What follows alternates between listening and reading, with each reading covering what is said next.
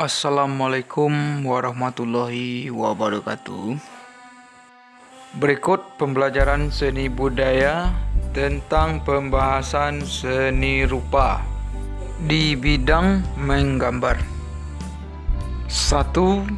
Pengertian menggambar. Menggambar merupakan bahasa yang universal dan dikenal jauh sebelum manusia mengenal tulisan.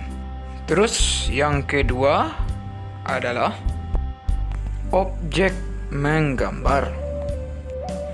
Objek menggambar ada 3. Yang pertama adalah gambar flora.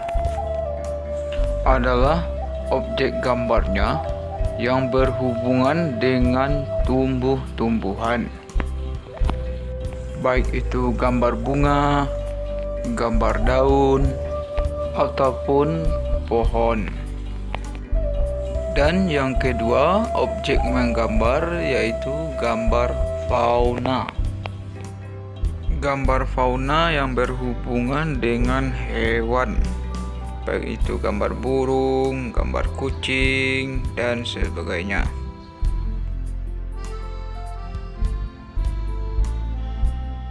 Dan yang ketiga, objek menggambar adalah gambar alam benda.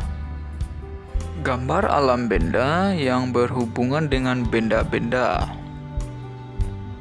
Contohnya sebagai berikut. Ada gambar-gambar botol, gambar teko, gambar cangkil. Seperti itulah contohnya. Yang ketiga, komposisi menggambar. Komposisi menggambar terbagi 2. Yang pertama komposisi simetris namanya, dan yang kedua komposisi asimetris. Maksud dari komposisi simetris itu adalah posisi gambar sama dengan posisi kanan dan kirinya. Sedangkan komposisi asimetris adalah posisi gambar kanan dan kirinya tidak sama, kebalikan dari komposisi simetris. Contoh gambarnya sebagai berikut. Untuk lebih lengkapnya, lihat di buku cetaknya. Dan yang terakhir adalah alat dan media gambar. Alat dan media gambar sebagai berikut. Sama-sama kita ketahui ada pensil warna, dan yang lainnya.